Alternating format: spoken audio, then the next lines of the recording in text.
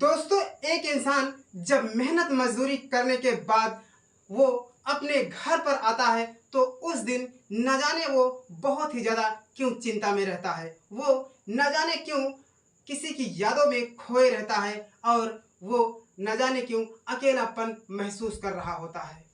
दोस्तों, उसके बाद में जैसे ही अपने कमरे के अंदर जाता है और अपने बेड पर लेट जाता है तो उसे उसकी चिंताएं चारों तरफ से घेरे हुए थी। लेकिन वो बहुत ही ज़्यादा सोच में डूबा होता है कि करूं तो क्या करूं, जाऊं तो कहां जाऊं, जिससे हमारे मन में ये जो ख्यालात चल रहे हैं ये जो चिंताएं चल रही हैं वो कम हो जाए। उसके बाद में उसकी नज़र अपने टेलीविज़न पर जाती है। जैसे ही अपने टेलीविज़न को ऑन करता है तो एक लाइव शो देखने लगता है। उस लाइव शो में एक औरत अपनी कला का प्रदर्शन कर रही होती है और इस तरह से कला का प्रदर्शन होता रहता है कि लाखों करोड़ों लोग अपने अपने घरों में बैठ करके उस शो को देख रहे होते हैं। इसी दौरान वो शख्स भी उस शो को देख रहा होता है और उस शो में जो वो महिला अपनी कला का प्रदर्शन कर रही होती है उसे देख करके वो तो और भी ज़्यादा चिंता में खो जाता है और भी ज़्यादा उसे चिंता होने लगती है और वो देख करके सन्न हो जाता है और अवाक हो जाता है। दोस्तों, आइए जानते हैं कि कौन है ये इंसान जो उस शो को देखकर, उस औरत को देख करके बहुत ही ज़्यादा हैरान हो जाता है, क्यों परेशान हो जाता है, जो कि पहले से उसे चिंताएं घेरे हुए थी। लेकिन लोग कहते हैं कि किसी कला को या किसी फिल्म को देखो तो चिंताएं कुछ दूर हो जाती है, लेकिन ये इंसान टीवी को भी देखते ही हैरान हो जाता है और भी ज़्यादा चिंतित हो जाता है। तो दोस्तों, आइए कहानी को जानते हैं, लेकिन कहानी को पूरा जानने से पहले हमारे इस चैनल को सब्सक्राइब कर लीजिए और वीडियो को लाइक कर दीजिए, जिससे हमारे वीडियो का नोटिफिकेशन आपके मोबाइल पर आसानी से मिलते रहे। दोस्तों, ये कहानी मुंबई यानी कि महाराष्ट्र की धरती की है, जहां पर एक वर्षा सोलंकी नाम की लड़की बहुत ही हिम्मती और बहुत ही साहसी और बहुत ही पढ़ाई में तेज और बहुत ही चतुर चालाक थी। दोस्तों, वर्षा सोलंकी का परिवार बहुत ही गरीब होता है। उसके पिताजी अपने बच्चों को मेहनत मजदूरी करके खिला पिला रहे होते हैं, यानी कि मेहनत मजदूरी से अपने परिवार का पालन पोषण करते हैं। आज तो वर्षा सोलंकी के बचपन में ही वर्षा सोलंकी के पिता का एक कार एक्सीडेंट में मौत हो जाती है और इस मौत से वर्षा सोलंकी का परिवार बहुत ही ज़्यादा सदमे में डूब जाता है। माँ बेहोश हो जाती है और माँ बहुत ही ज़्यादा चिंतित हो जाती है, लेकिन जो ऊपर वाले को मंजूर है वो तो होकर ही रहता है। ऐसे में बचपन में ही उसके ऊपर से बाप का साया छिन जाता है, लेकिन जब ये पढ़ाई छोड़ देती है तो वो लोगों के घरों में बर्तन मांजने लगती है। दोस्तों, वर्षा सोलंकी करे भी तो क्या करे, वो बेचारी कई घरों में बर्तन मांजने जाती थी, जहां से उसे 1000 रुपये या 1500 या 2000 रुपये मिला करते थे। ऐसे में कई घरों को मिला करके वो 10-12 हजार रुपये कमा लेती थी, जिससे उसका परिवार कुछ ठीक तरह से चलने लगता है। ऐसे में वर्षा सोलंकी देखती है कि उस समय में टिकटॉक नाम का एक ऐप चला था, जिसमें लोग अपनी अपनी कला को दिखा रहे होते हैं।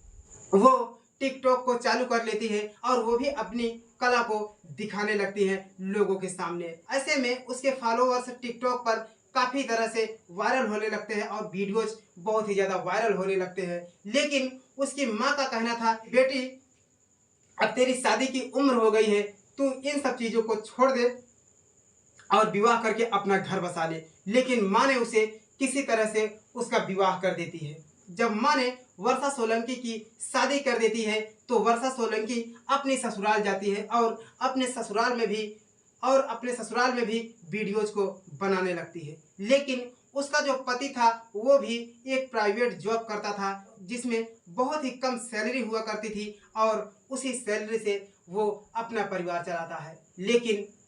लेकिन वर्षा सोलंकी का जो सपना था, वर्षा सोलंकी तो बहुत ही ज़्यादा शोहरत और बहुत ही ज़्यादा नाम कमाना चाहती थी। दोस्तों, उसके बाद में उसके पति को किसी ने उसके वीडियोज को जब दिखाया और उसके कला को और उसके डांस को जब किसी शख्स ने उसके पति को दिखाया तो वो बहुत ही ज़्यादा गुस्से में हो जाता है। उस दिन वो अपने काम को अधूरा छोड़ करके घर पर आता है और वर्षा सोलंकी के ऊपर बरस पड़ता है और कहता है कि ये तुम क्या कर रही हो, हमारे खानदान का नाम क्यों डुबोना चाहती हो और हमें क्यों बदनाम करना चाहती हो।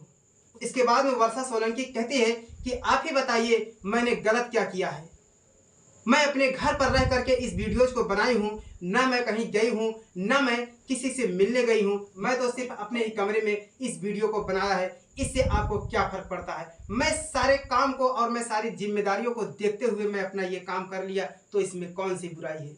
वो कहता है इन नाच नौटंकी में क्या रखा है, मुझे ये सब पसंद नहीं है और मेरी जगहसाई मत कराओ। लेकिन दोस्तों, जब दूसरे दिन उसका पति फिर चला जाता है अपनी काम पे, तो इधर ये वर्षा सोलंकी फिर से वीडियोज को बनाने लगती है। ऐसे में धीरे धीरे इसके वीडियोज काफ़ी ज़्यादा वायरल होने लगते हैं।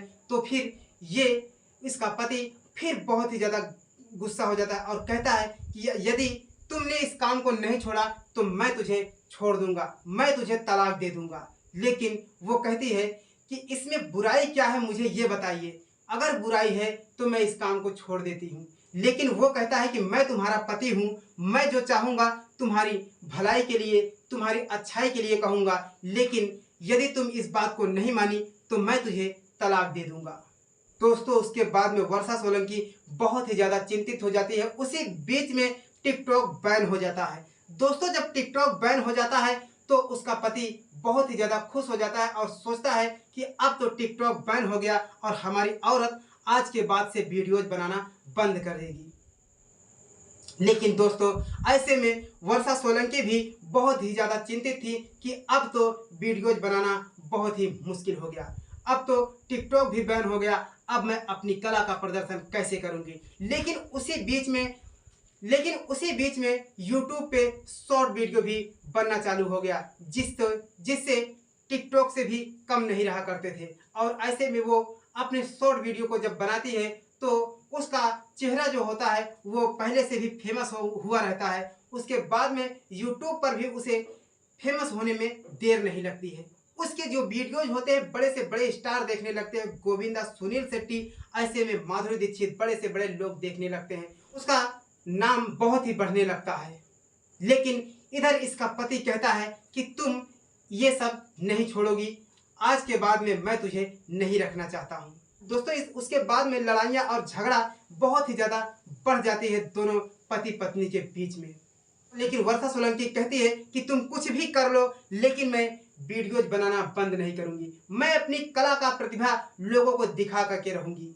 दोस्तों, उसके बाद में वर्षा सोलंकी सोचती है कि अगर ये तलाक दे देगा तो मुझे कोई अफसोस नहीं, मैं तो भी इस काम को करूंगी। दोस्तों, उसके बाद में जब ये उसका पति उसे तलाक दे देता है तो वर्षा सोलंकी कहती है कि मुझे कोई दिक्कत नहीं है, आप जिसमें खुश रहें मैं उसी में खुश हूँ। तो दोस्तों, ये एक हैरान कर देने वाली कहानी है और बहुत ही दिलचस्प कहानी है। वो अपनी बेटी को, और उसके बाद में वो अपनी एक छोटी सी बेटी थी जो उसके गोद में थी। दोस्तों, उसके बाद में अपनी बेटी को लेकर के, दोस्तों उसके बाद में उसकी एक छोटी सी बेटी थी और कहती है कि मुझे हमारी बेटी को दे दो, मैं इस घर से निकल जाऊंगी और आप अपना दूसरा विवाह कर लीजिए। दोस्तों, उसके बाद में वर्षा सोलंकी अपनी बेटी को लेकर के अपने मायके चली जाती है। उसके बाद में वो इतना ज़्यादा फेमस होती है कि उसे एक टीवी शो में बुलाया जाता है। दोस्तों, वहाँ पर जब वो जाती है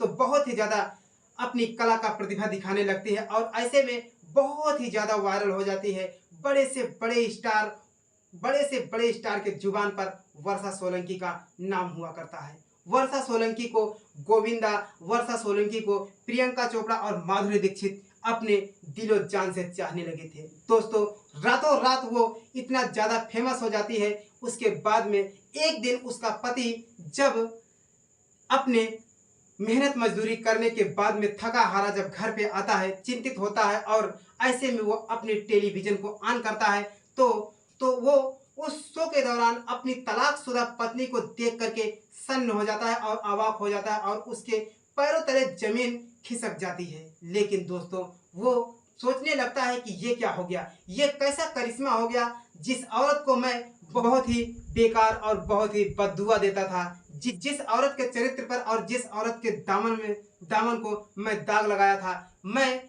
लोगों के सामने उसे भरा बुरा कह करके तलाक दे दिया था, आज वो औरत इस टीवी शो में कैसे पहुंच गई, इतने बड़े बड़े स्टार के बीच में कैसे पहुंच गई, वही देख करके, वही सोच करके वो सन्न हो जाता है और सोचता है कि मैंने बहुत ही गलत किया है। लेकिन वर्षा सोलंकी सिंदूर तो नहीं लगाती, क्योंकि उसका तलाक हुआ रहता है। वो जब उसका तलाक हो गया था तब वो और भी ज़्यादा अच्छे मन से उस काम को करने लगती है, क्योंकि उसका कोई रोकथाम नहीं था, क्योंकि उसे रोकने टोकने वाला भी कोई नहीं था। ऐसे में उसका पति जब टीवी शो पे देख करके हैरान हो जाता है तो बहुत ही ज़्यादा चिंतित हो जाता है। वो सोचने लगता है कि ये औरत इतने बड़े बड़े स्टार के बीच में कैसे पहुंच गई। दोस्तों, गरीबी चाहे कैसी भी हो, मजबूरी चाहे कैसी भी हो, और हालात और समय चाहे जैसे भी हो, लेकिन इंसान अगर ठान ले कि मुझे ये करना है तो वो कर सकता है, और उसके लिए उसे कड़ी मेहनत और बहुत ही चीज़ों को खोना पड़ता है। लेकिन दोस्तों, वर्षा सोलंकी ने इस चीज़ को कायम किया है। वो अपने पति को छोड़ देती है, उसका पति उसे तलाक दे देता है, लेकिन फिर भी वो अपने इस काम को कायम रखती है और अपने इस काम में लगन बना के रखती है। और आज वर्षा सोलंकी के बहुत से बड़े बड़े लोग उसका जिक्र करते हैं और उसका नाम करते हैं। उनके जुबान पर वर्षा सोलंकी का नाम हुआ करता है। दोस्तों, वर्षा सोलंकी का डांस देख करके गोविंदा जी दीवाना हुआ करते हैं और माधुरी दीक्षित भी दीवानी हो जाती है। बड़े से बड़े स्टार उसकी शो को देखकर, बड़े से बड़े स्टार उसकी कला को देख करके हैरान रह जाते हैं। दोस्तों, आज वर्षा सोलंकी के पास पैसों की कमी नहीं है, और दोस्तों किसी भी इंसान को अपने परिवार के प्रति ये नहीं सोचना चाहिए कि ये क्या कर रही है और ये क्या कर रहा है, क्योंकि वो जो करता है और जो मेहनत लगन से करता है उसका वो सपना होता है और उसका वो खुशी होता है, तो उसे करने देना चाहिए। दोस्तों, हमारे हिंदुस्तान में संगीत की दुनिया को न जाने क्यों बदनाम किया जाता है। जब वो इंसान अपनी मंजिल पर पहुंच जाता है तब जाकर के लोग बड़ी सी बड़ी बातें करने लगते हैं कि यार इसने तो बहुत ही अच्छा काम कर दिया, ये मेहनत बहुत करती थी, ये बहुत ही लगन से काम कर रही थी और इसके हालात बहुत खराब थे, लेकिन आज देखो ये कैसे हो गए। लेकिन शुरुआती दिनों में न जाने क्यों लोग उसे बहुत ही बुरी नज़रों से क्यों देखते हैं, क्यों कहते हैं कि ये नाच नौटंकी कर रहे हैं, और क्यों कहते हैं कि ये एक नचनिया है। दोस्तों ऐसे ही वर्षा सोलंकी की ये कहानी है। तो वर्षा सोलंकी अपनी मेहनत और लगन से इतनी बड़ी कामयाबी को पा लेती है और सब लोग हैरान रह जाते हैं। तो दोस्तों, ये थी वर्षा सोलंकी की कहानी, जो आप टीवी शो पर भी देख सकते हैं, जो आप मोबाइल में बड़े से बड़े शो को उठा करके देख सकते हैं। ये कहानी रियल है और ये कहानी कोई फेक नहीं है। तो दोस्तों अगर कहानी जरा सी भी अच्छी लगी हो तो हमारे इस चैनल को सब्सक्राइब कर लीजिए और वीडियो को लाइक कर दीजिए, जिससे हमारे वीडियो का नोटिफिकेशन आपके मोबाइल पर आसानी से मिलते रहें। और हमारे वीडियो में एक कमेंट कर दीजिए, जिससे हमारी हिम्मत और हमारा हौसला बढ़ता रहे। मिलते हैं फिर किसी नेक्स्ट वीडियो में, तब तक के लिए सागर को दीजिए इजाजत। जय हिंद, वंदे मातरम।